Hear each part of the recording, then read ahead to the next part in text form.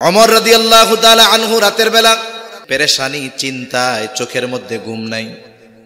একেবারে সুবহে সাদিকের পূর্ব মুহূর্তে একটু ঝিমুনি ঝিমুনি ভাব আসছে। এবার তিনি বিছানায় শরীরটাকে এলায়া দিলেন।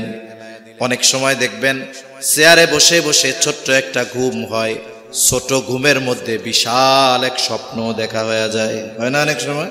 এমত অবস্থায় উনি দেখতেছেন যে মুহাম্মাদুর রাসূলুল্লাহ সাল্লাল্লাহু আলাইহি ওয়াসাল্লাম ওনার সামনে, আর চেহারা মলিন। এই চেহারা দেখা হযরত ওমর রাদিয়াল্লাহু তাআলা আনহু বলতেছে, ইয়া রাসূলুল্লাহ সাল্লাল্লাহু আলাইহি ওয়াসাল্লাম, আপনার চেহারা মলিন কেন? তখন রাসূল সাল্লাল্লাহু আলাইহি ওয়াসাল্লাম বলতেছে, ওমর, তুমি দুর্ভিক্ষ দূর করার জন্য কত ধরনের পদ্ধতি অবলম্বন করতেছো, কিন্তু এই মুসিবত থেকে উত্তরণের মাধ্যম আমি কি তোমাদেরকে শিখায়া দেই নাই? সালাতুল হাজাত আমি কি তোমাদের শিখায়া দেই নাই? যখন কোনো কিছুর প্রয়োজন সামনে আসবে, আগে আল্লাহ তাআলার কাছে এই প্রয়োজনের কথা বলা, এটা কি আমি তোমাদের শিখায়া দেই নাই? ইতিমধ্যে মসজিদে নববীর মিনার থেকে আজানের আওয়াজ কানে চলে আসলো। তিনি মসজিদে চলে গেলেন, ফজরের নামাজের পর ঘুরে বসলেন, বললেন, শোনো, কোথাও কোনো কাফেলা যাওয়ার দরকার নাই, আমরা ঘরে ঘরে সকলে সালাতুল হাজতের আমল শুরু করে দাও। ইতিহাস বলে 1 সপ্তাহ লাগে নাই, আল্লাহ তাআলা মদিনার বাজারের যেই খাদ্যশস্যের অভাব আল্লাহ তাআলা দূর করে দেয়। আল্লাহ তাআলা ক্ষুধা, দারিদ্রতা, অভাব দিয়ে মুমিনের ঈমানের পরীক্ষা নেন। একটু খেয়াল করে দেখেন, আমাদের মুসলিম দেশগুলার মধ্যে সবচাইতে জুলুমের শিকার আমার ফিলিস্তিনের গাজ্জার মুসলমানেরা। একটু চিন্তা করে দেখেন, আমেরিকা, ইসরায়েল তাদেরকে বলে দিয়েছে, তোমরা এই গাজ্জা ভূমি ছেড়ে চলে যাও, ফিলিস্তিন ছেড়ে চলে যাও, অন্যান্য দেশে তোমাদেরকে বিলাসী জীবনযাপনের ব্যবস্থা করে দেওয়া হবে, তোমাদেরকে আধুনিক সব ব্যবস্থাপনা করে দেওয়া হবে, তোমরা যেন তোমাদের হায়াত খুব আরামে, স্বাচ্ছন্দ্যে, বিলাসিতার সাথে অতিবাহিত করতে পারো, সেই ব্যবস্থাও তোমাদের করে দেওয়া হবে। কিন্তু এই মানুষেরা ক্ষুধার কষ্ট, জানের কষ্ট সব কিছু সহ্য করতেছে, এরপরেও এই পবিত্র ভূমি ছেড়ে যেতে তারা রাজি নয়। তারা যে ক্ষুধার জন্য সীমাহীন কষ্ট করতেছে। আজকে তো আমরা মুসলিম উম্মাহ বিভক্ত হয়ে গেছি। আমরা তো ছিলাম একটা দেহের ন্যায়, মুসলমান এক দেহের ন্যায়। দেহের যে কোনো অংশে যদি কোনো কষ্ট অনুভব হয়, এই কষ্ট গোটা দেহ ছড়িয়ে পড়ে। একজন যদি প্যারালাইজড তার না হয়, তাহলে পায়ে যদি কাটা ফুটে, এই ব্যথার খবর মাথা পর্যন্ত পৌঁছে যায়। চোখে যদি কোনো কষ্ট হয়, এই কষ্ট সারা দেহ অনুভব করতে পারে। এক জায়গায় আঘাত লাগে, অনেক সময় ওই আঘাতে গোটা দেহের মধ্যে জ্বর চলে আসে, ঠিক কিনা বলেন? আজকে আমরা মুসলিম উম্মাহ সীমান্ত আর জাতীয়তাবাদের বেড়া জালে আটকে গিয়েছি। আমরা পরিচয় দেই নিজেদের, কেউ বলে বাঙালি, কেউ বলে বাংলাদেশি, সাথে সাথে সীমান্তের বেড়াজাল। অথচ উচিত ছিল পৃথিবীর কোথাও যদি কোনো মুসলমান ভাই নির্যাতিত হয়, সে নির্যাতিত হওয়ার কারণে যতটা কষ্ট অনুভব করবে, আমি তার কষ্টটা দেখে অনুরূপ কষ্ট অনুভব করা আমার আপনার দরকার ছিল। কিন্তু এই সীমান্তবাদ, জাতীয়তাবাদ আর সীমান্তের বেড়াজাল এ কষ্ট আমাদের থেকে দূর করে দিয়েছে। যার কারণে দেখেন, গাজ্জার সাথে সীমান্ত আছে জর্ডানের কিছু অংশ আর মিশরের কিছু অংশ। দুইটা দেশই মুসলিম দেশ, এক দেয়াল। এই দেয়ালের এই পারে মাসের পর মাস অনাহারে আমার মুসলমান ভাইয়েরা না খেয়ে মরতেছে। শিশুরা খাবারের অভাবে শুকিয়ে হাড্ডি সার হয়ে গেছে, সিনার হাড্ডিগুলো দেখা যায়। একেবারে একটা বাচ্চা কয়েকদিন আগে মারা গেছে, 7-8 কেজি ওজন হয়ে গেছে, না খাইতে খাইতে, হাড্ডি আর চামড়া ছাড়া কিচ্ছু নাই। অথচ দেয়ালের ওই পারে আনন্দ, ফুর্তি, মজা, মাস্তি চলতেছে। এই যে দেখুন, একটা দেয়াল আমাদের আর তাদের মধ্যে যোজন যোজন দূরত্বের সৃষ্টি করে দিয়েছে, ঠিক কিনা বলেন? আমার ভাইয়েরা হয়তো ক্ষুধার যন্ত্রণায় পরীক্ষায় আছে, অনুরূপভাবে আল্লাহ রাব্বুল আলামিন জানায় দেন, তিনি ক্ষুধা, অভাব, দরিদ্রতা দিয়ে মুমিনের ঈমানের পরীক্ষা নেন। এরপরে আল্লাহ তাআলা বলেন, ওয়ানাকসিম মিনাল আমওয়াল, অনেক সময় আল্লাহ তাআলা মালের ক্ষতি দিয়ে পরীক্ষা নেন। ব্যবসায়ী ব্যবসা করতেছে, দোকান ভরপুর মাল উঠাইছে, আল্লাহর বান্দা শর্ট সার্কিট হয়ে আগুন লেগে মাল সব পুড়ে গেছে। আল্লাহ তাআলা হয়তো তার পরীক্ষা নিতে চান। এমনও আল্লাহর বান্দা আমার দেখা, উনি ইজতেমায় আসবেন, ইজতেমায় কিছু মানুষ ওনারে টাকা পয়সা দিয়া দোকানে মাল জিনিস ওঠানোর ব্যবস্থা করে দিছে।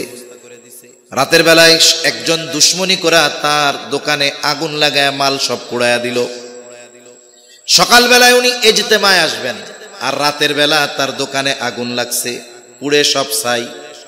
আমরা চিন্তা করছি বেচারা হায় হুতাশ করবে, কিন্তু আল্লাহর বান্দা ওই পুড়া ছাই তালা মেরে সুন্দর মতো 3 দিনের জন্য চলে আসছে বিশ্ব ইজতেমায়। ওখান থেকে দিলের পরিবর্তন হয়েছে, আল্লাহর বান্দা আবার চলে গেছেন এক চিল্লায়। এরপরে বাড়িতে ফিরে আসছেন।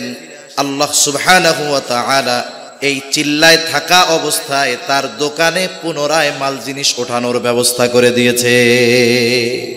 কিছু মানুষ তার এই মুসিবতে নিঃস্বার্থভাবে এগিয়ে আসছে, যে এই লোকটার এইরকম হালাত যে আমরা যদি কোনো ক্ষতি হইতো সব বাদ দিয়ে আগে কপাল থাপড়াইতাম, যারে আমার মাল শেষ, জীবন শেষ, ব্যবসা শেষ, খামু কি, পরিবার খাওয়ামু কি। কিন্তু সে আল্লাহ রাস্তায় যাবে, ওই পোড়া দোকানে তালা মাইরা সে চলে আসছে। কি হইছে না হইছে পরে হবে, আবার চলে গেছে চিল্লায়। আল্লাহ তাআলা কিছু লোক তৈরি করে দিছে তার জন্য, সে আসছে, আবার তার ব্যবসা চাঙ্গা, আলহামদুলিল্লাহ, এখন সে ভালো আছে। এজন্য অনেক সময় এমনটা হয় যে আল্লাহ তাআলা বান্দার মালের মধ্যে কিছু লস দিয়ে পরীক্ষা নেয়, যে আমার বান্দার মনোভাবটা কি। কারণ দেইও তো আমি, নেইও তো আমি, ঠিক কিনা বলেন? আল্লাহ তাআলা এরপরে বলেন ওয়াল আনফুস, আল্লাহ তাআলা জানের ক্ষতি দিয়ে পরীক্ষা নেন। মুফাসসিরিনে কেরাম বলেন, জানের ক্ষতি এটা অনেক সময় নিজের জানের ক্ষতির মাধ্যমে হয়, অনেক সময় আপনজন প্রিয়জনের জানের ক্ষতির মাধ্যমে পরীক্ষা নেওয়া হয়। যেমন আল্লাহ তাআলা হযরত ইব্রাহিম আলাইহিস সালামকে পরীক্ষা নিয়েছেন, সন্তানকে জবাই করতে হবে এই নির্দেশ দিয়া। এটা আল্লাহ তাআলার পক্ষ থেকে ইব্রাহিম আলাইহিস সালামের জন্য বড় এক পরীক্ষা। এজন্য আল্লাহ তাআলা বলেন, ইন্না হাযা লাহুয়াল বালাউল মুবিন। বড় এক পরীক্ষা আল্লাহ তাআলা ইব্রাহিম আলাইহিস সালামের নিয়েছেন। তবে আল্লাহ তাআলা আমাদের মতো দুর্বল ইমানদারদের এমন কঠিন পরীক্ষায় ফালান না। মাঝে মধ্যে কি হয়, হয়তো কেউ পড়ে গিয়ে হাতটা ভেঙে যায়, মসজিদে আসতে গিয়ে স্লিপ খেয়ে পড়ে গেছে, পাটায় ব্যথা পাইছে, সন্তানের কিছু অসুস্থতা হয়েছে, বা তার এমন হয়েছে হাতটা ভেঙে গেছে, পাটা ভেঙে গেছে।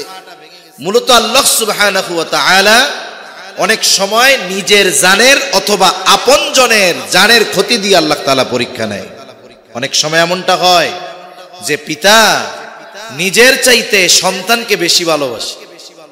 আল্লাহ সুবহানাহু ওয়া তাআলা তখন হয়তো মুসিবত দিয়ে পরীক্ষা নিয়ে দেখেন যে বান্দা আমি আল্লাহর চাইতে আমার পক্ষ থেকে দেওয়া ওই সন্তানের প্রতি তার মহব্বত ভালোবাসা বেশি কিনা।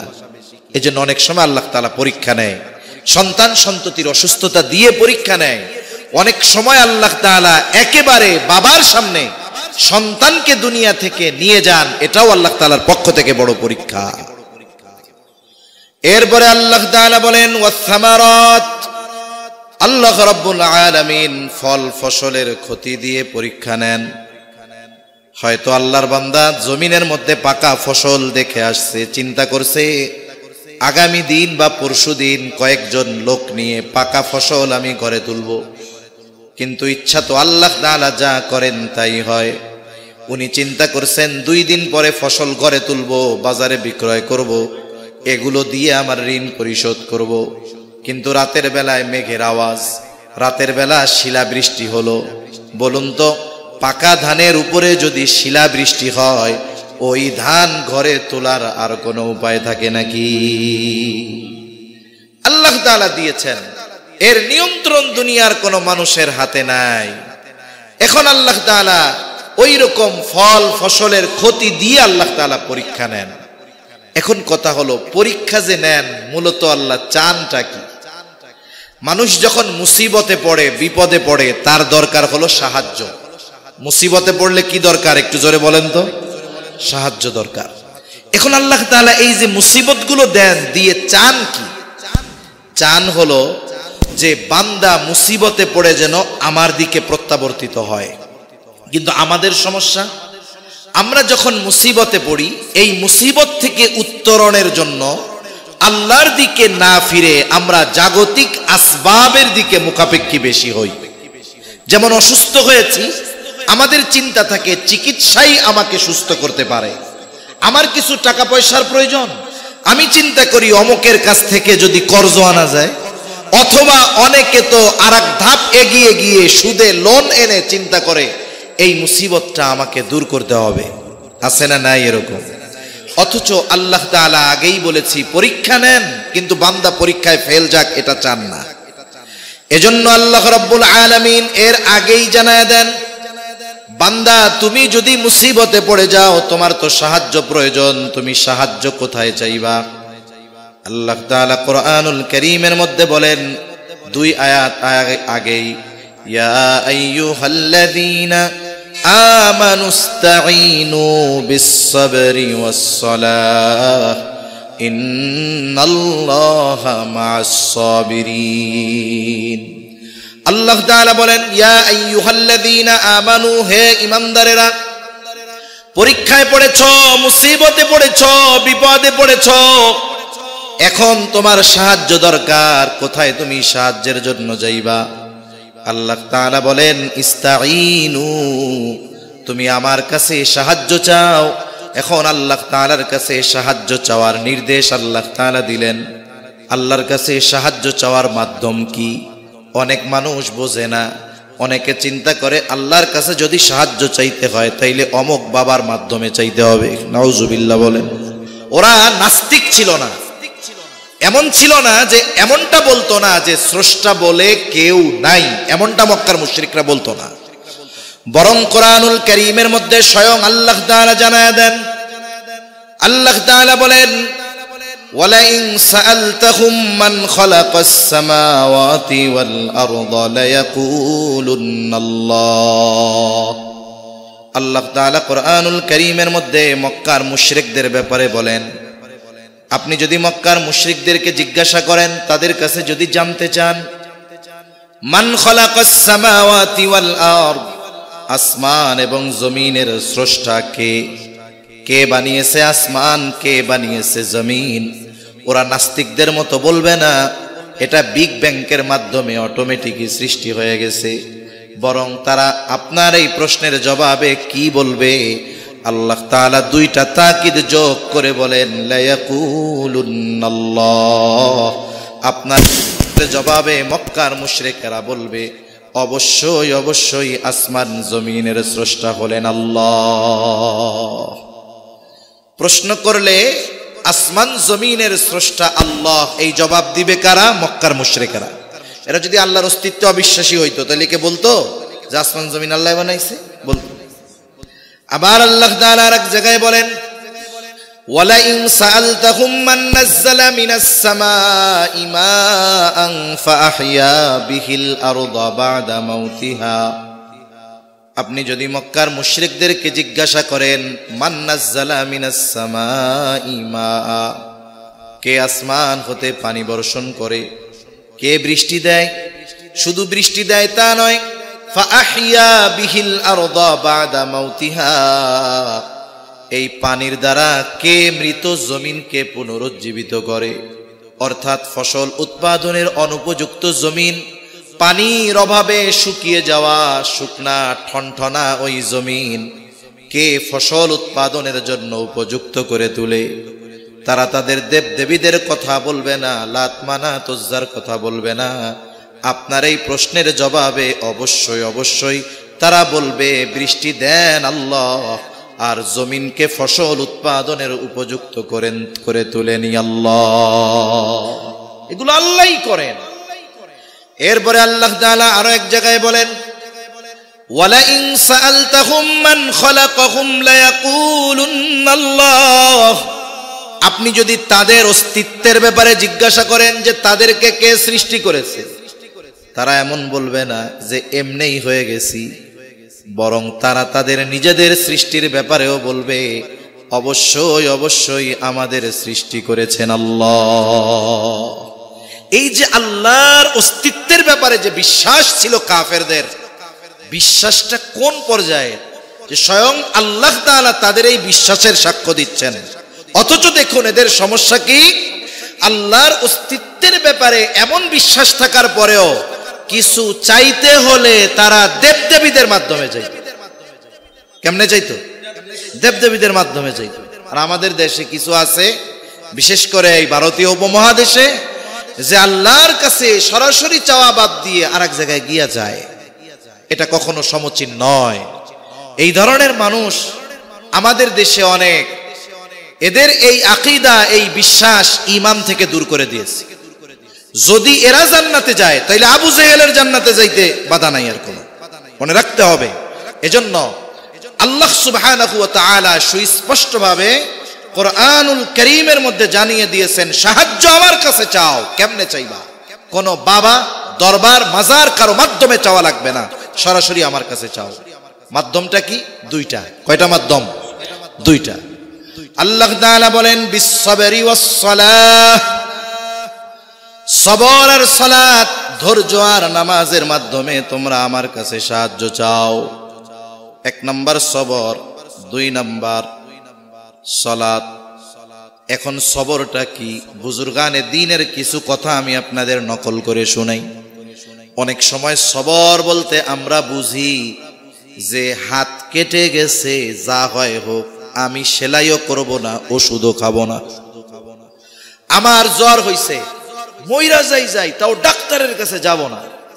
অনেকে মনে করে যে এটা হলো মনে হয় সবর।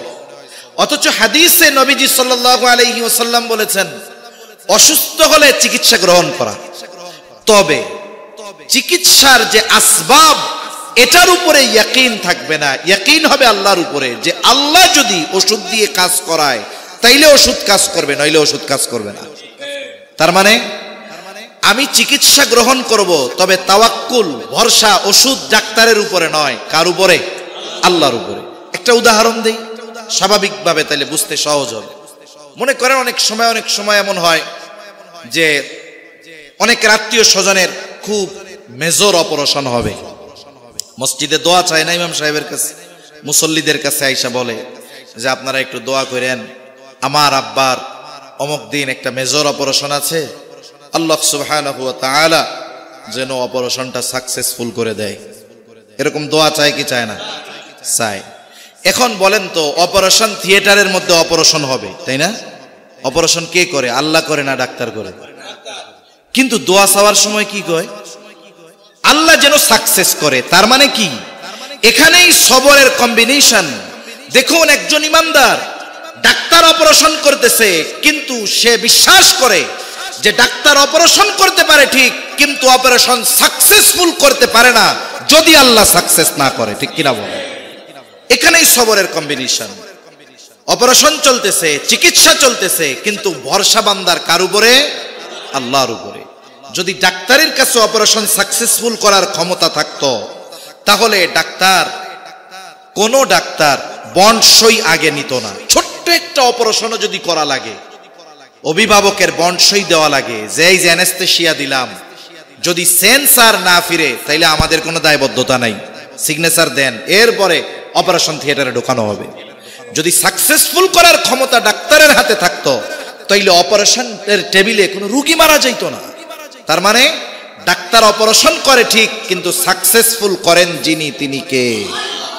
এই বিষয়টার মধ্যেই সবরের কম্বিনেশন। চিকিৎসা, অসুস্থ হইছে, চিকিৎসা নিচ্ছি, তবে এই ওষুধে রোগ দূর হবে তখন, আল্লাহ তাআলা চাইবেন যখন। এরপরে আল্লাহ তাআলা বলেন বিসসাবরি ওয়াস সালাহ, সবর আর সালাতের মাধ্যমে আমি আল্লাহ তাআলার কাছে তোমরা সাহায্য চাও। সবরের পরে হলো সালাত। কেন? বলে আমি আপনি যার যত কাছাকাছি হতে পারবো তার কাছ থেকে তত সুবিধা নিতে পারবো। যদি আপনি প্রধান উপদেষ্টার অনেক কাছের মানুষ হন, আপনি ফ্যাসিলিটি বেশি নিতে পারবেন, এটা স্বাভাবিক।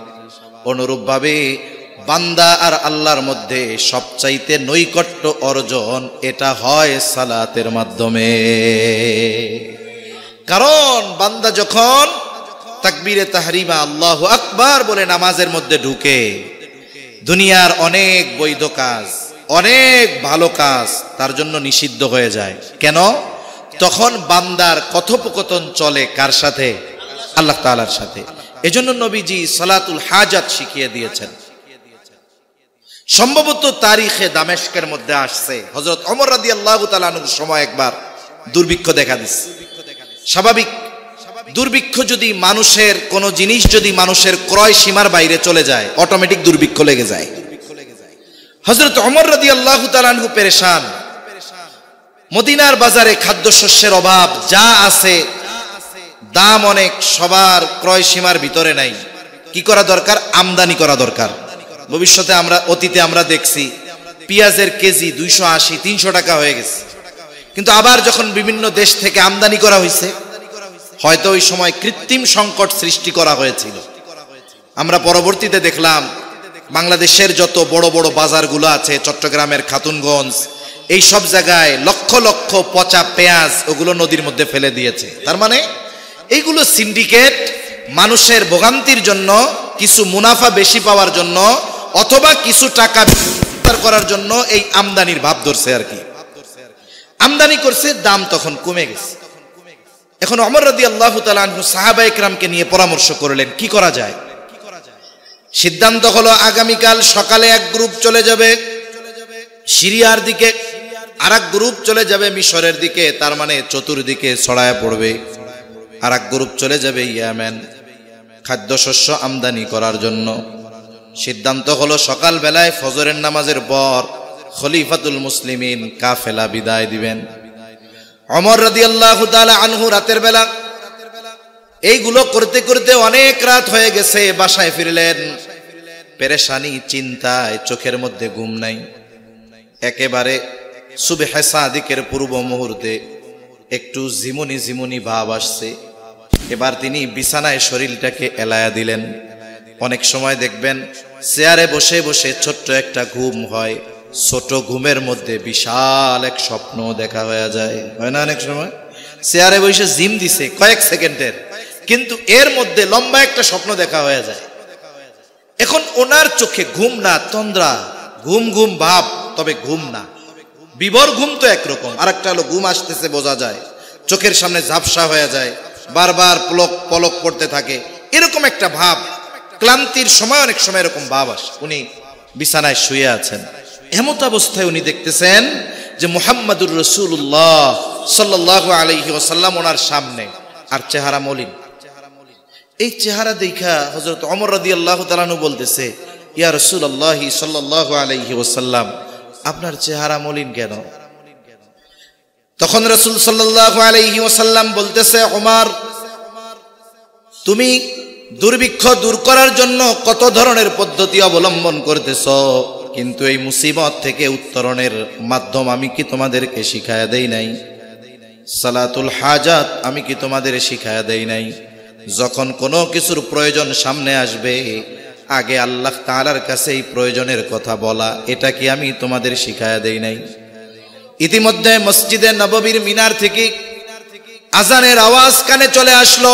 তিনি মসজিদে চলে গেলেন, ফজরের নামাজের পর ঘুরে বসলেন, বললেন, শোনো, কোথাও কোনো কাফেলা যাওয়ার দরকার নাই, আমরা ঘরে ঘরে সকলে সালাতুল হাজতের আমল শুরু করে দাও।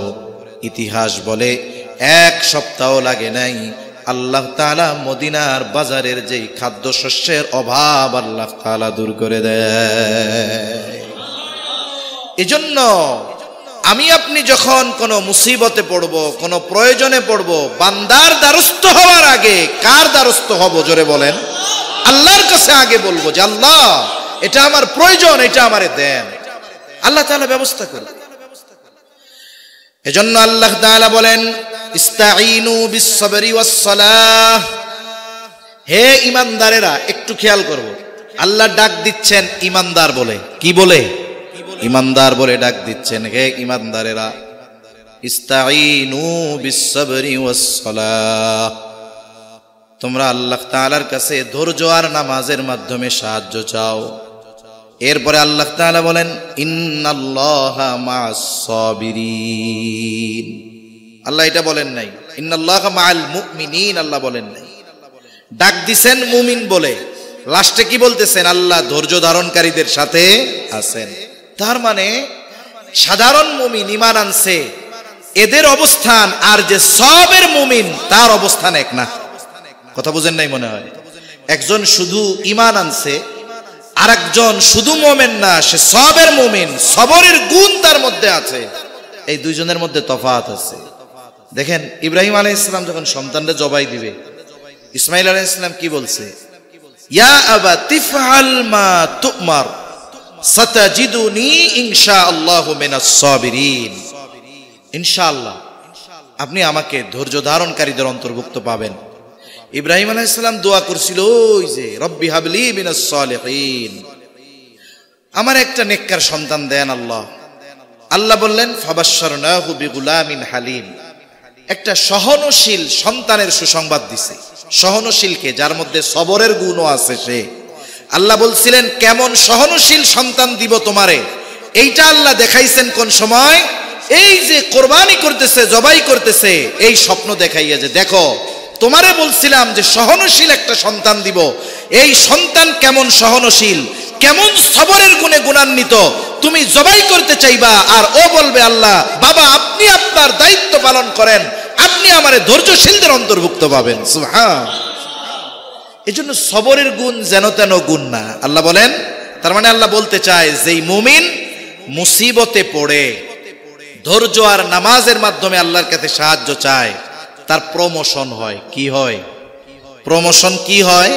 শুধু মুমিন থেকে সে সবের মুমিন হয়ে যায়, আর সবের মুমিন যে হয় তার সাথে আছে কে? আল্লাহ। আচ্ছা শোয়ারটাই না আজান? আচ্ছা ঠিক আছে। কত বাজে? এটা ঠিক নাই। হ্যাঁ, তাহলে যারা আল্লাহর কাছে বিপদ আপদ মুসিবতে সাহায্য প্রার্থনা করে তাদের সাথে থাকে কে? জোরে বলেন না, থাকে কে? এখন আমরা যদি মুসিবতে পড়ার পরে আল্লাহর কাছে ধৈর্য আর নামাজের মাধ্যমে সাহায্য চাই, তাহলে কি হব? বলে সবের মুমিন হব, আর আমাদের মুসিবতে আমাদের সাথে যিনি থাকবেন তিনি কে? আল্লাহ। এজন্য আল্লাহ তাআলা এরপরে বলেন বাশশিরিস সাবিরিন, এই পরীক্ষায় যারা উত্তীর্ণ হবে, আমি আল্লাহর কাছে সাহায্য চাবে, মূলত তারাই হলো পরীক্ষায় পাস। আল্লাহ তাআলা বলেন বাশশিরিস সাবিরিন আল্লাযীনা ইযা আসাবাতহুম মুসিবাহ ক্বালু ইন্না লিল্লাহি ওয়া ইন্না ইলাইহি রাজিউন। আল্লাহ তাআলা বলেন বাশশিরিস সাবিরিন, এই পরীক্ষায় যারা ধৈর্য ধারণ করলো। কারা ধৈর্য ধারণকারী? মুসিবতে পড়া যারা আল্লাহর কাছে ধৈর্য আর নামাজের মাধ্যমে সাহায্য চায়, আল্লাহ বলেন তারাই ধৈর্য ধারণকারী, তাদেরকে আপনি সুসংবাদ দেন। তার মানে কিসের সুসংবাদ? জান্নাতের সুসংবাদ দেন। সুবহান। এখন প্রত্যেকটা জিনিসের প্রাথমিক একটা আলামত আছে, প্রত্যেকটা জিনিসের প্রাথমিক একটা আলামত আছে। তা ধৈর্যশীল ইমানদার যারা যারা জান্নাতের সুসংবাদ পাবে, এদের প্রাথমিক আলামতটা কি? আল্লাহ তাআলা বলেন আল্লাযীনা ইযা আসাবাতহুম মুসিবাতুন ক্বালু ইন্না লিল্লাহি ওয়া ইন্না ইলাইহি রাজিউন। সুসংবাদ দেন ওই সমস্ত ধৈর্য ধারণকারীদের, বিপদ আপদ মুসিবতে যারা আমি আল্লাহর কাছে সাহায্য প্রার্থনা করে ধৈর্য আর নামাজের মাধ্যমে, তাদেরকে জান্নাতের সুসংবাদ দেন। বলে তারা কারা? তাদের উপরে যখন কোনো বিপদ আপদ মুসিবত আসে, তারা যখন কোনো বিপদ আপদ মুসিবতে পতিত হয়, তারা বলে ইন্না লিল্লাহি ওয়া ইন্না ইলাইহি রাজিউন। তাহলে মুসিবতে পড়লে ইন্না লিল্লাহি ওয়া ইন্না ইলাইহি রাজিউন, এটা পড়ার শিক্ষা আমাদেরকে দিয়েছেন আল্লাহ দিয়েছেন। এক এলাকায় গেছি অনেক আগে, একবার এই বিষয়ে কিছু কথা বলতে গিয়া অনেক মানুষ জিজ্ঞাসা করছি, বলেন তো এই দোয়া কোন সময় পড়ে? সবাই জোরে কয় হুজুর এটা মানুষ মরলে পড়ে। তার মানে তারা মনে করে শুধু মানুষ মরার দোয়া হলো এটা, অথচ বিষয়টা এমন না। ছোটখাটো সব মুসিবতে একটু ধাক্কা লাগছে, ইন্না লিল্লাহ। চশমাটা এক জায়গায় রাখছেন, পাওয়া যাচ্ছে না, কোথায় রে? ইন্না লিল্লাহ।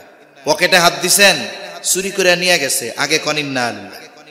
যে কোনো মুসিবতে ছোট হোক আর বড় হোক, ইন্না লিল্লাহি ওয়া ইন্না ইলাইহি রাজিউন, এটা পড়ার শিক্ষা আমাদের দিছেন কে? আল্লাহ।